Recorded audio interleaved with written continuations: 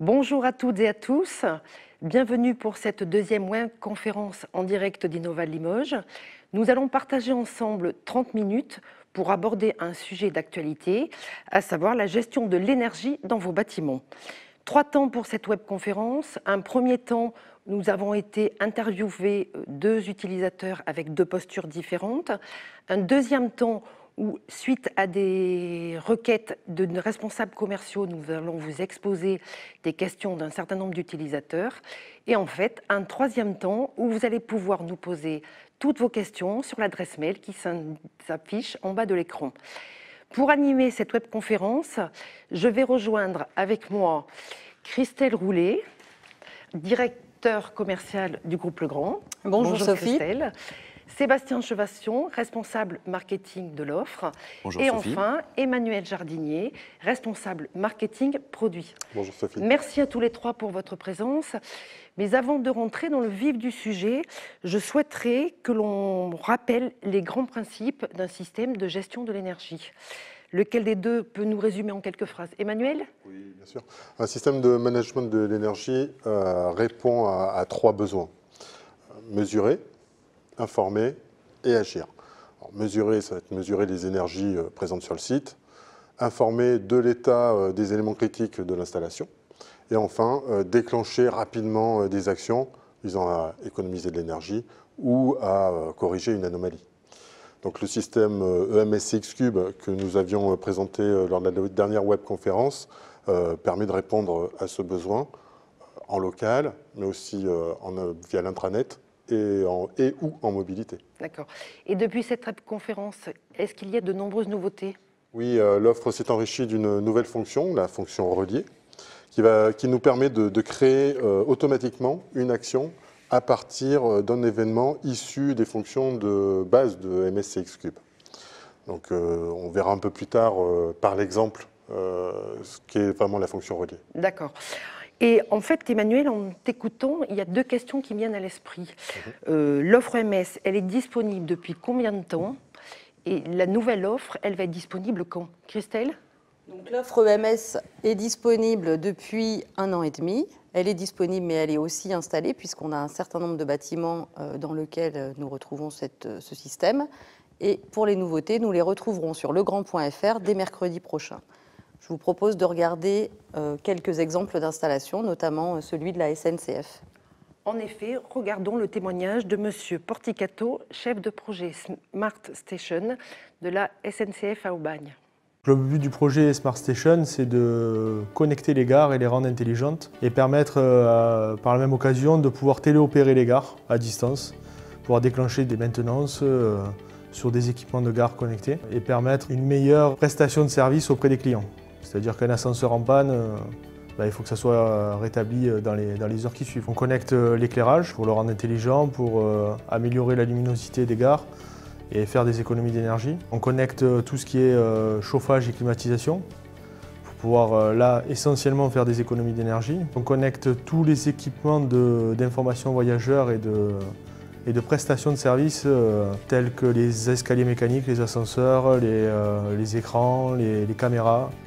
La Smart Station, c'est une GTB intelligente et autonome.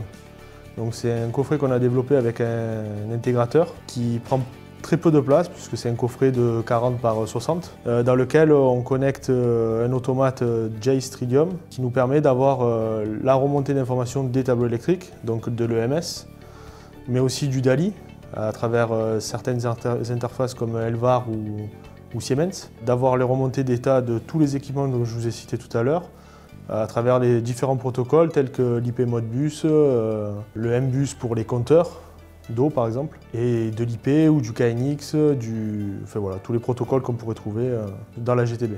La GTB a un avenir en version locale, parce qu'il ne faut pas oublier qu'on peut se retrouver hors connexion. Ça nous est déjà arrivé sur certains sites et quand on est hors connexion, il faut que le site continue de fonctionner. Si on dématérialise l'ensemble de nos prestations ou l'ensemble de nos fonctions, on va se retrouver dans le noir un jour ou l'autre et ça, c'est pas tenable pour nos clients et pour nous.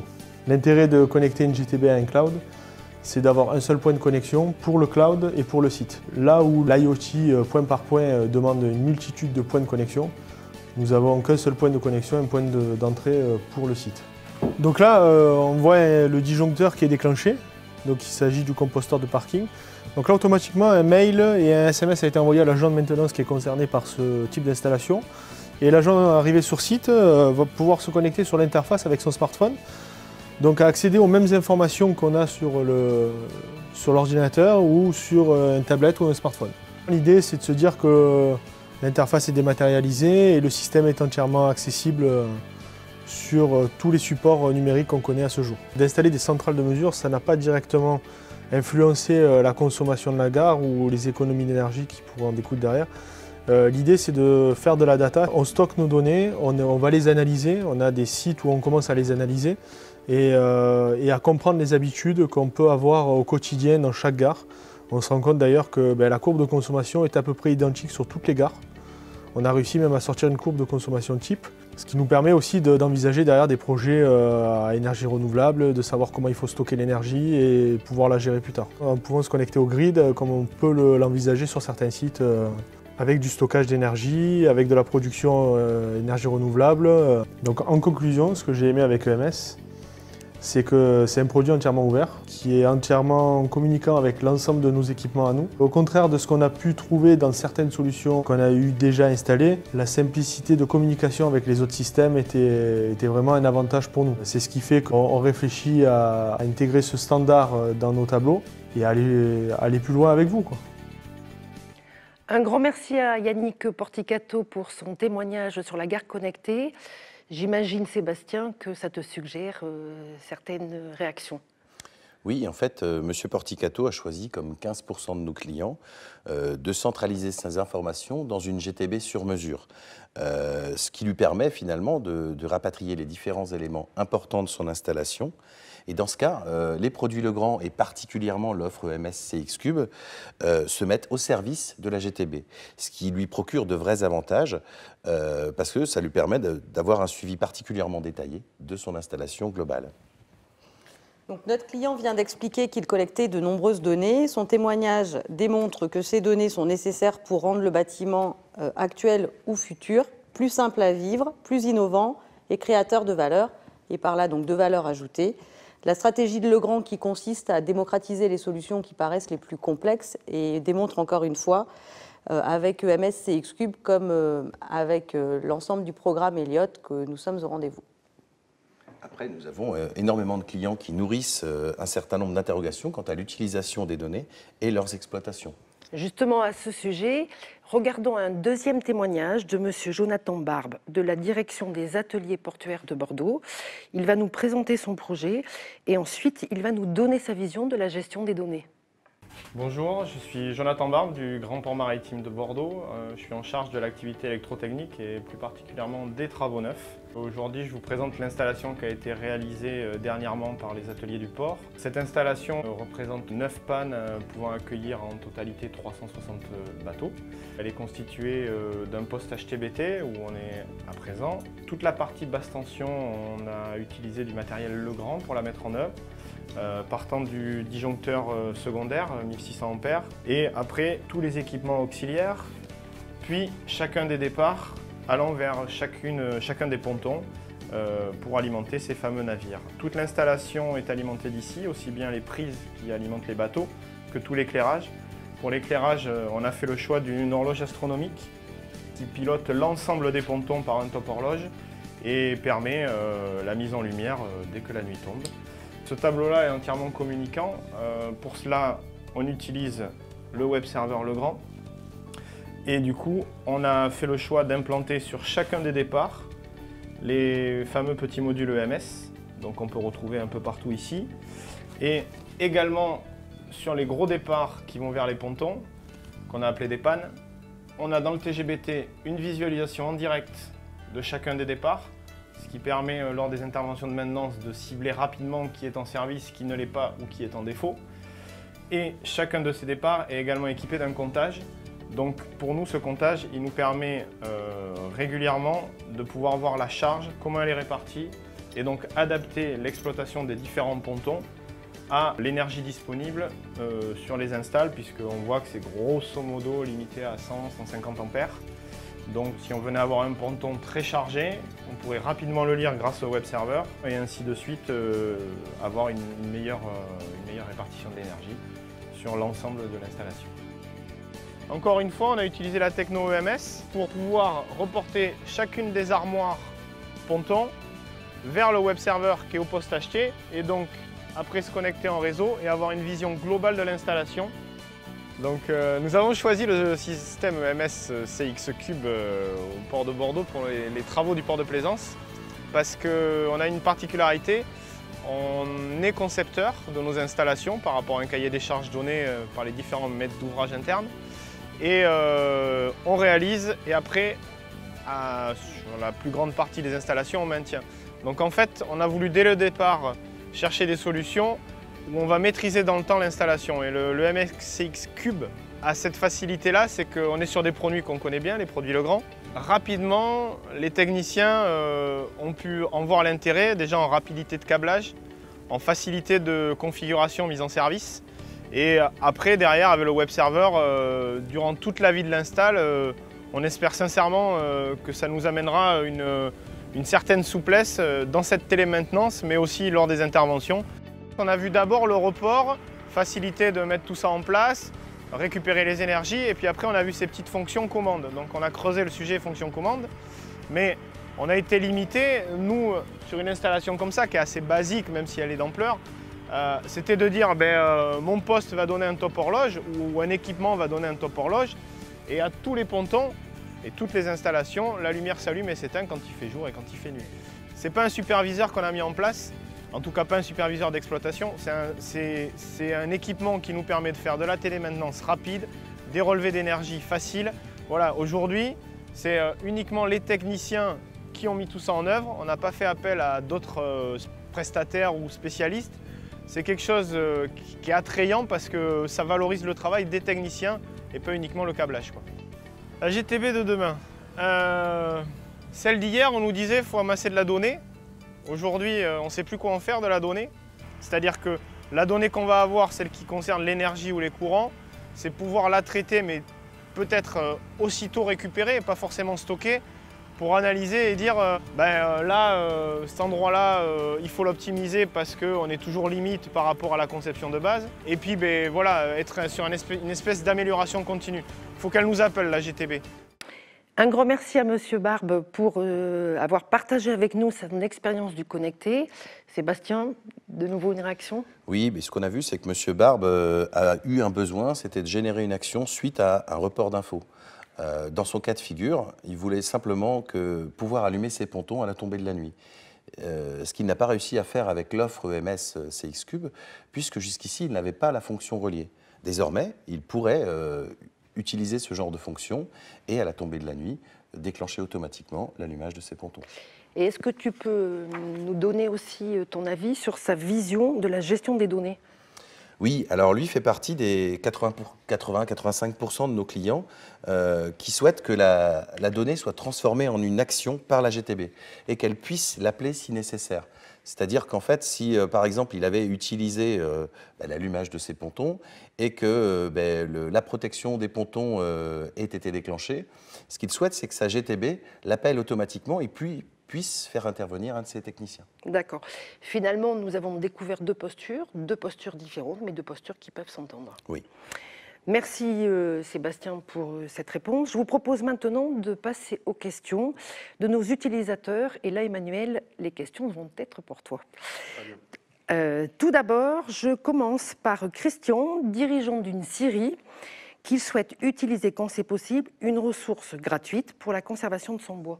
Est-ce que dans ces cas-là, Emmanuel, on peut répondre? Oui, la nouvelle fonction reliée de l'offre MSCX Cube va répondre complètement à ce besoin.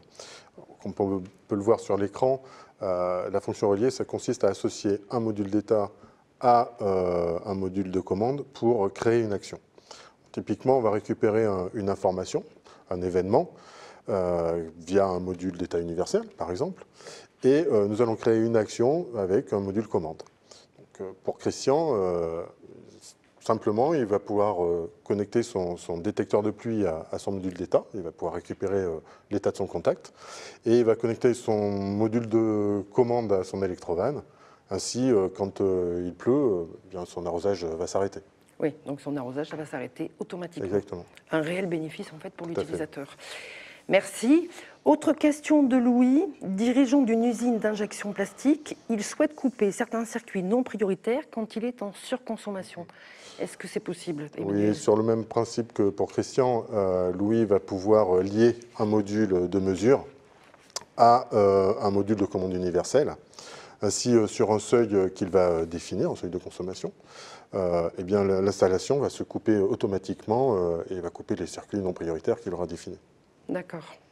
La semaine dernière, j'ai rencontré Malo qui souhaitait, en cas d'alarme, allumer son éclairage avec la fonction reliée. Est-ce que c'est possible ? Oui, sur un report d'état, il va pouvoir agir sur un module de commande. Donc, avec la fonction reliée, cela est possible, si bien sûr il possède un système de management de l'énergie. Si par contre il n'en a pas, le plus efficient est d'aller vers un contacteur. Voyons maintenant le cas d'Aurélie, qui est une chargée d'affaires dans une grande entreprise d'installation. En fait, dans le cahier des charges du BE, il est stipulé de prévoir une synthèse de défauts. L'équipe maintenant souhaite savoir à quel moment est en défaut, alors que le client, lui, souhaite visualiser à distance s'il y a un défaut. Comment est-ce qu'on arrive à concilier ces différentes exigences ? Donc là, nous allons utiliser toutes les différentes fonctions de MS CX Cube. Tout d'abord, les modules de report d'état, afin de connaître l'état de chaque disjoncteur, que l'on va connecter physiquement à un module d'état universel, ce qui va nous permettre d'avoir la synthèse des défauts. Et ensuite, ce module-là, eh bien, on va, avec la fonction reliée, on va le lier à une commande qui va déclencher un voyant, une alarme, peu importe. Emmanuel, tu nous dis effectivement comment le client visualise son défaut. Oui. Tu ne nous parles pas de la solution qui permet d'alerter l'exploitant de ce défaut ? Alors j'en venais à cette explication. Donc pour le mainteneur, on va dire, il va pouvoir le faire grâce au web server. Donc à partir de là, il va être prévenu d'un changement d'état, soit par un mail, soit par une alerte, une notification sur son smartphone. Et donc il le saura avec précision quel départ est concerné et il va pouvoir préparer son intervention. D'accord, merci. Puisque nous parlons d'un exploitant, je crois que nous avons une question de Pierre, qui lui est Facility Manager et qui souhaite avoir un rapport des alarmes sur ces différents sites, puisqu'au total, il gère 25 sites. Alors là, pour répondre à ce besoin, on a deux possibilités. La première, c'est d'avoir en temps réel des notifications lors des dysfonctionnements. Donc cela correspond à l'offre MS Cube standard, avec les modules de report d'état et d'alarme, et auquel on va ajouter un web server. D'ailleurs, Emmanuel, oui. Aujourd'hui, je voulais juste vous signaler que pour le paramétrage de ce web server, nous avons mis en ligne 2 tutos qui vous permettent facilement de créer un envoi de mail automatique du web server pour vous informer d'un nouvel événement, ou d'utiliser finalement une autre fonction via une application qu'on va retrouver sur smartphone, qui est sur Telegram, donc le paramétrage de ces petites notifications push. Oui, c'est le tutoriel qui explique très bien comment faire les notifications. Exactement, pas à pas. Je termine juste sur la deuxième possibilité. Pour faire donc du pilotage de report d'état, on a aussi la solution du web server sur mesure, donc vraiment dédié aux besoins de l'utilisateur. Et celui-ci va pouvoir permettre d'exporter des rapports d'erreur automatiquement. D'accord. Merci Emmanuel. Sébastien, je souhaiterais te poser de nouveau une question. On a vu différentes fonctions, on a répondu à différents besoins, découvert de nombreux sites d'installation, mais depuis 1 an et demi où on a découvert l'expérience de MS, est-ce que ça répond à tous les secteurs d'activité ? Alors avec ce recul effectivement de 1 an et demi, on se rend compte qu'il n'y a pas de règle en fait. EMS CX Cube s'installe partout, quels que soient les sites. On les a vus sur la SNCF, on les a vus sur une installation portuaire, on les a vus dans de l'industrie, on les a même vus sur une scierie, finalement dans des plateaux de bureau. On le retrouve partout, donc il n'y a pas de règle en fait, effectivement, il s'installe partout. Ce qui est intéressant de noter aussi, c'est qu'on se rend compte que MS CX Cube est installé aussi bien dans le neuf que dans la rénovation. Quand on analyse un peu ces données-là, on se rend compte qu'on a 70% finalement de nos produits qui sont posés dans le neuf et 30% dans la rénovation. Aujourd'hui, je suis intimement convaincu que si on se revoit dans 1 an, ce ratio sera inversé, car aujourd'hui, on n'a touché qu'une toute petite partie du parc de rénovation, et je suis intimement convaincu qu'on ira beaucoup plus loin. D'accord, donc on a bien compris, rendez-vous l'année prochaine. Mais avant, je souhaiterais que l'on aborde la dernière partie. Vous avez été nombreux à nous poser des questions sur l'adresse mail. J'espère qu'on aura le temps de répondre à toutes vos questions. Sachez que si le temps nous faisait défaut, on vous enverra un mail individuellement à chacun d'entre vous pour répondre à vos interrogations. Je vous propose de voir la première question.